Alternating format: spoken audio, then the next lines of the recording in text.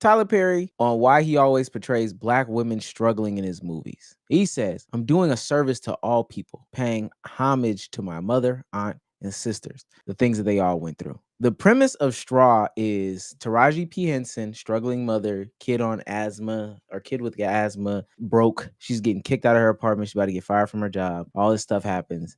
She's having the worst day of her life. Cop threatens to kill her, all these things like that. She gets a call that while at work, her daughter's about to get taken away. She needs to go pay the landlord $50, pay the child $40. She ain't got no money. Daughter gets taken away. She gets kicked out of the house. She goes back to work. She gets fired. She goes back up to the job to get her check. While she's getting a check, the store is getting robbed. She ends up killing the robber. Taraji P kills the robber. The boss thinks that she set him up, so she kills the boss. Takes the check, goes across the street to the bank, tries to cash the check with her daughter's science fair project in her book bag. They think she's robbing the bank with the gun and the bomb. I think it's a bomb. They go through this whole standoff with her at the bank, long drawn out. She's a mother. Her mind is broken, only to find out that her daughter actually died like 2 nights ago. Generation Hope. What the? Oh my God. Only to find out that the daughter, and people are about this. She just can't win no matter what happens. She's just like, all right. Now, go ahead. Again, this is just about the black struggle, like black women struggling. And people are mad because Tyler Perry makes the same movie over and over again. I want to ask y'all, do y'all think that artists have to evolve their game, have to go outside the box? We've seen this a lot of times in rap where they say like, oh, this artist has the same style. But this is the criticism of like Tyler Perry. And I honestly do not agree. I don't think that artists need to step outside the box. I don't think that they need to do different things. But let me know what y'all think about that. I think, one of y'all can go first. I went first a lot. I'll say, because I'll keep it quick, I'll say, honestly, the only time that an artist should make a change is if it's affecting something or if you're not getting desired results. If you're still making money that you're comfortable making, if you're still able to achieve some level of success doing what you're doing in your mind, keep doing it. It's a reason why it's working. If you're seeing that your project isn't working, it's not being received well, you're not making the money, you're not being successful in whatever you're doing, then it is time for a change. But just saying somebody should change for your benefit when they are succeeding in what they want to do, let them ball. Let them stick to their game plan. Let them have their formula. If you don't like the recipe, don't eat this food. Go somewhere else. You have the freedom. You have the power to watch whatever content you want to watch. No one is forced you to watch a Tyler Perry show or movie. Case in point, anytime I hear something is made by Tyler Perry, probably won't watch it first. I won't immediately watch it. I hesitate to watch it because of the preconceived notions I have about Tyler Perry movies. Now, if they say it's good, if I hear about it or see something about it, cool, I might check it out. But at that point, I'm going to just watch something else or watch somebody else. If you want to be great, yeah, I think you do.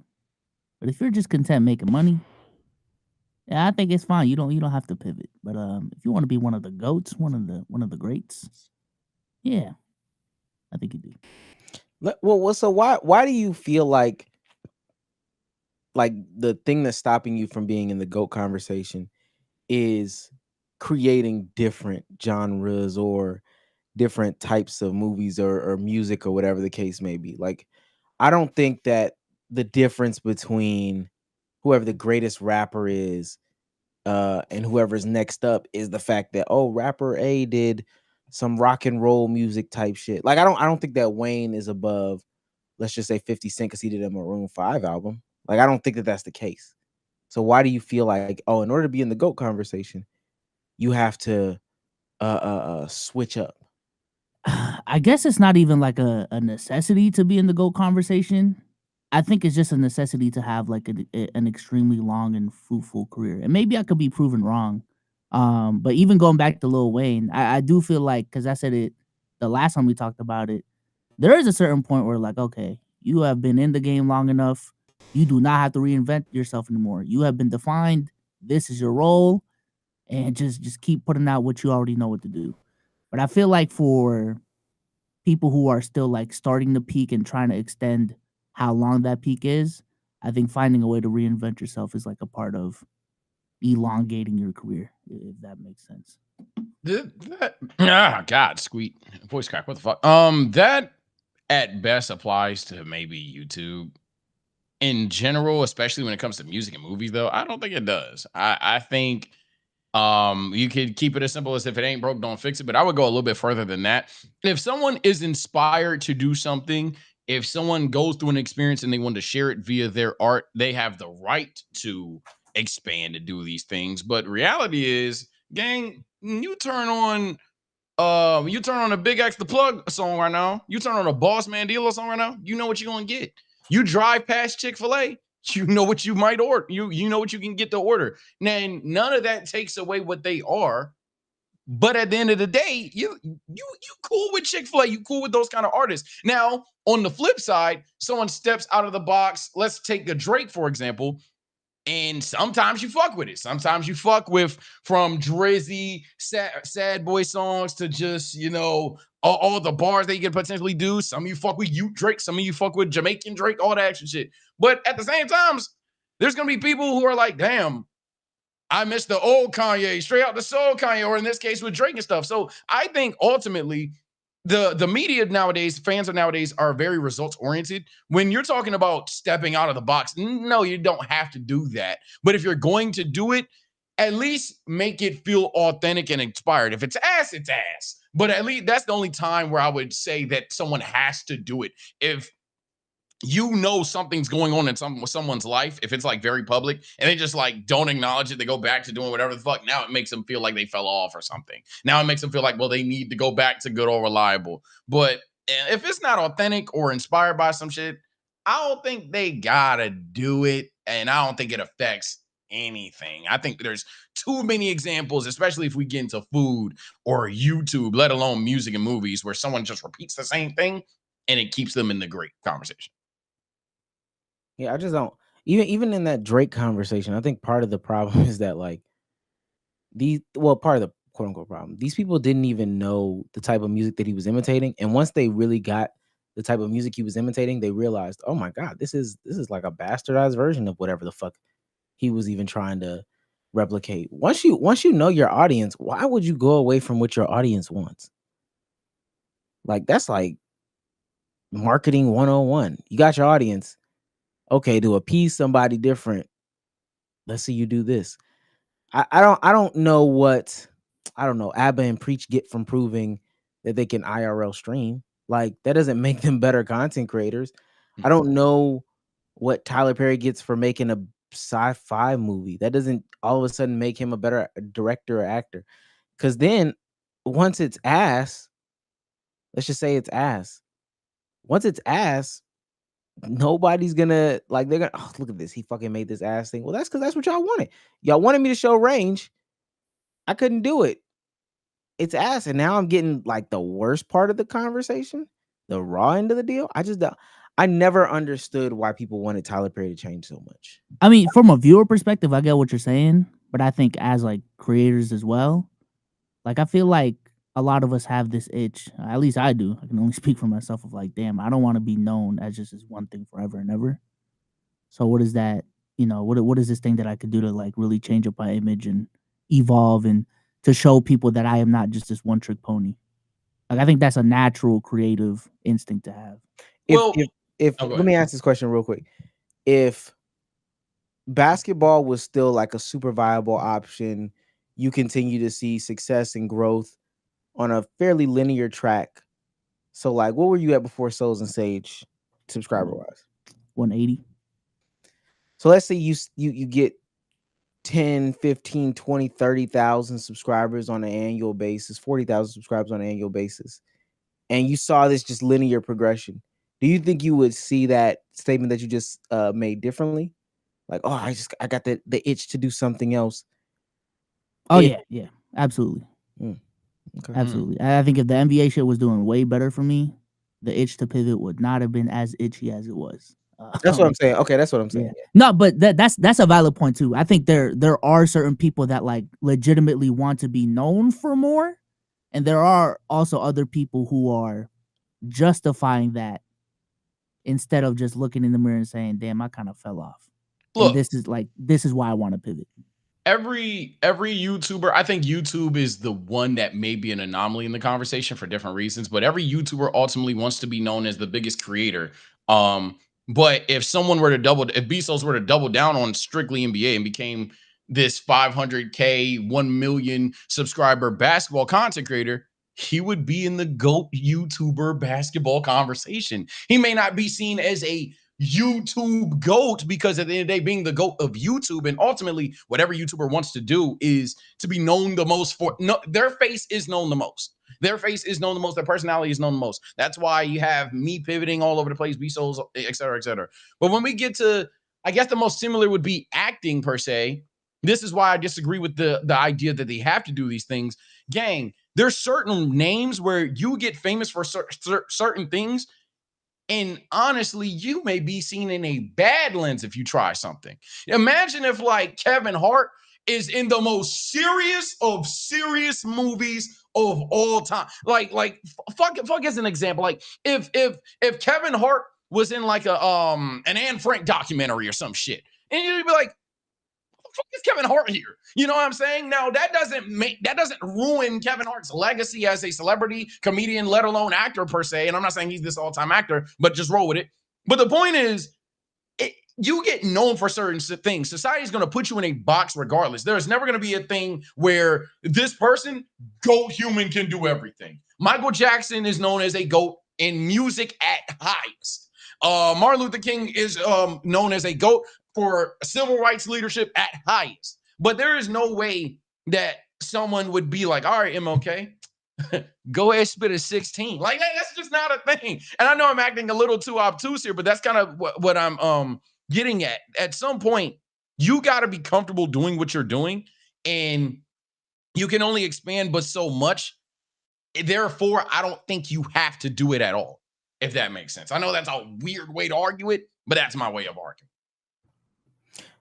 I do want to ask, because the follow-up question is, you know, they say that he needs to change because of his depiction of a certain community. And all this is like intertwined because they judge how much he does do for these different communities and whatnot. This is I did the wrong thing. This is Globetrotter saying that, or what, Globetrotter, my bad. Y'all give Tyler Perry so much praise for paying black actors their worth, and rightfully so. But there's more to the industry than acting. He's able to pay them so much because he doesn't hire black or any writers, directors, or producers. Amassing millions off the depiction of black women's struggle, and then having the audacity to not even deem their stories worthy of proper budgeting and care. Rather, skimming and cutting corners to save a dollar is pathetic. But y'all eat it up in the name of the culture every time. Damo, how do you feel?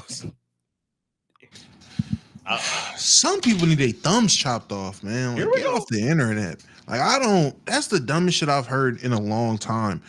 If you so mad about it, do something about it, fuck nigga. Make a better story. If you so mad about Tyler Perry's story, he came out and said he's depicting what he went through, his experiences through his eye lenses of seeing the woman in his life.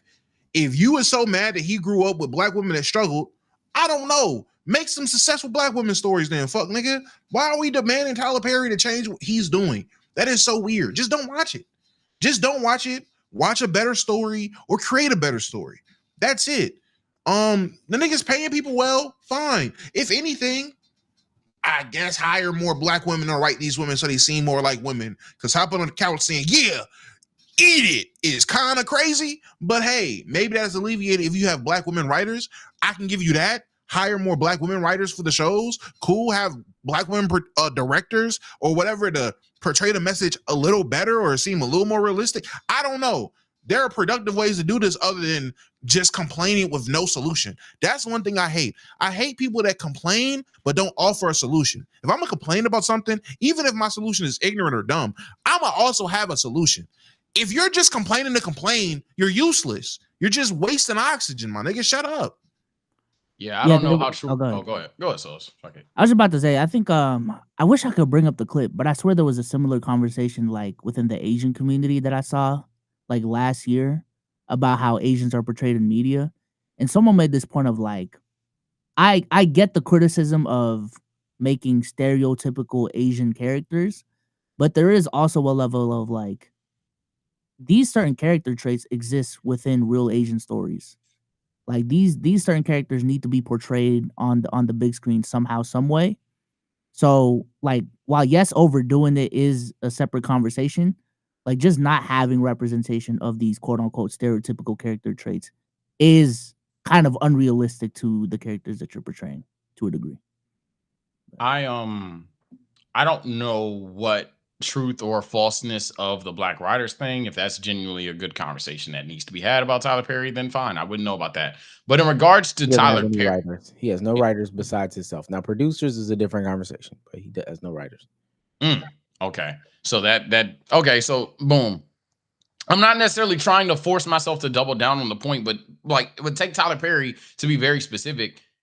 People like when stories are told from an empathetic point of view more than a sympathetic one. People like to feel like you know what you're talking about because you've been through it. That's just a general thing. That's why a lot of people glorify the struggle. That's why a lot of people glorify road twos, bronze to GM videos on gaming, all that stuff. People like to see that someone is speaking on something because they've been through all levels of what they are talking about. Where I'm going with that is if Tyler Perry were to say, fuck it, I'm going to talk about something that I haven't lived through, he would kind of need a staff that had done it. And I'm not saying that's impossible to do, but if I mixed it up, I said it backwards. Apologies. But at the end of the day, if he were to shit, I shouldn't have read that. That threw me off. If he were to hire a staff, if he truly does write this all by himself, he would need to hire a staff for people to feel like it's an authentic film. Otherwise, y'all would sit there and say, duh, bro, that's fake, bro. That now you got this guy that lived this lifestyle trying to speak on this shit. You don't even know what you're talking about. Especially if Tyler Perry grew up rich kid shit, and then he had to pivot from speaking about like, I guess, overly wealthy, successful Black families, and then tried to depict struggle, and he ain't never struggled. Y'all would kill him for that. So I'm not trying to say y'all putting him in a lose-lose at all. I do think at some point, hey, if he wants to try the shit and he doesn't have a passion for trying the shit, the most I can see is maybe he does see the shit as a cash cow. At that point, I'd say get out of his pockets. But ultimately, I think it's kind of like a damn if you do, damn if you don't situation that he's in now. Because now you're asking him to tell a story that he has not lived through and essentially to have other people write it. Two things that y'all know y'all would kill somebody for unless it was fantastic. I think he's like a basketball player is a perfect analogy for Tyler Perry. Like he shoots like 80% on mid-range shots. It works. It works. He's winning chips. He's winning games, all this stuff. All of it's working for him. And there's that one dude that comes in and says, yeah, even though he's shooting 80% from the field from the mid-range, this person here is shooting 40% from the mid-range, but 37% from three. He's better because he can shoot the three. And you're like, I mean, but just 80% of the time when he puts it up from the mid-range, it's going in. And he's getting off a lot of mid. That doesn't matter. That doesn't matter. Where's the versatility?